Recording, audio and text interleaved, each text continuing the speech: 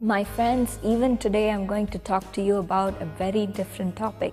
నా ప్రియ స్నేహితులారా, ఈ రోజు కూడా మీతో కలిసి ఒక వ్యత్యాసమైనటువంటి సందేశాన్ని అందించబోతున్నాను. A lot of people have written to me saying and asking me to talk about the topic depression.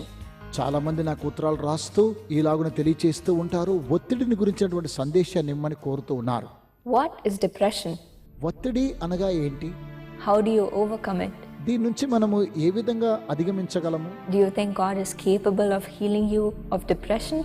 దేవుడు మీ యొక్క ఒత్తిడి నుంచి స్వస్థపరచగలడని మీరు విశ్వసిస్తూ ఉన్నారా? Yes.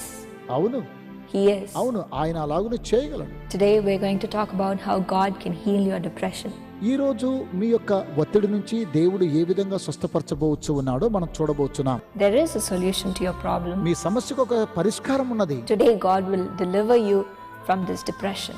ఇలాంటి సమస్య నుంచి దేవుడు మీకు విడుదలనివ్వడానికి సిద్ధంగా ఉన్నాడు. How does this happen? ఇది ఎలా సంభవించబోతున్నది?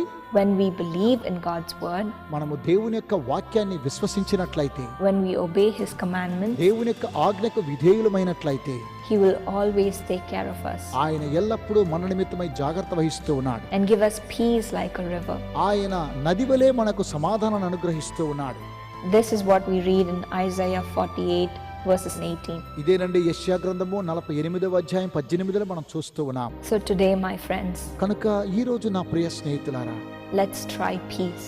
మీరు సమాధానాన్ని వెతికి వెంటాడండి. Let's obey God's commands. ఈ రోజు దేవుని యొక్క ఆజ్ఞకు విధేయులవుదాం. Trust His word. దేవుని యొక్క వాక్యాన్ని నమ్ముదాం. And when we do that, మనం అలాగున చేసినట్లయితే He will change us. ఆయన మనల్ని మారుస్తూ ఉన్నాడు. Nothing is too hard for the Lord. దేవునికి అసాధ్యమైనది ఏదీ లేదు. Don't look at your problem and say, "Oh, I have a big problem." మీ యొక్క సమస్యలను చూసి అయ్యో నాకు గొప్ప సమస్యలు ఉన్నాయని ఏమాత్రము చింతించవద్దు. Just look at your problem and say, "I have a big God." నీ యొక్క సమస్యను చూసి నాకు గొప్ప దేవుడు ఉన్నాడని తెలియచేయాలి. Today I'm going to pray for you. ఈ రోజు నేను మీకోసం ప్రార్థించబోతున్నాను. Shall we pray?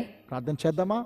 Our loving Heavenly Father, ప్రేమ కలిగిన మా ప్రియ పరలోకపు తండ్రి, I pray for your dear children, నీ Lord. ప్రియ బిడ్డల నిమిత్తమై ప్రత్యేకంగా ప్రార్థిస్తూ ఉన్నాను. You know the problems they're going through. దేవా, వారు వెళ్ళేటువంటి ప్రతి సమస్య ఏంటో మీకు తెలుసును. You know the fears they are going through. వారు వెళ్ళేటువంటి ప్రతి భయాల గురించి మీకు తెలుసును. You know every insecurity they're going through, Lord. తండ్రి, వారికి సురక్షితం లేనటువంటి పరిస్థితులు ఏంటో మీకు తెలుసును. Today I pray that you will change them, Lord. తండ్రి, ఈ రోజు వారిని మార్చమని నేను ప్రార్థించుచున్నాను. Today when they make a covenant with you, దేవా, వారు నేడు మీతో కూడా ఒక నిబంధన చేసుకున్నట్లయితే, saying, "Lord, I will obey your command." దేవా, నీ యొక్క ఆజ్ఞకు నేను లోబడుచు ఉన్నానని తెలియచేసినట్లయితే, Saying, "Lord, I will hold on to your word." దేవా, నీ యొక్క వాక్యాన్ని ఎల్లప్పుడూ హత్తుకుని ఉంటున్నానని I తెలియచేసినట్లయితే, pray that you will give them abundant peace. దేవా, వారికి సమృద్ధి అయినటువంటి శాంతి మీరు అనుగ్రహించండి. సమస్త మహిమ మీకే చెల్లిస్తున్నాను. In Jesus' name we pray. యేసు నామమున ప్రార్థించుచున్నాము తండ్రి. Amen. ఆమేన్.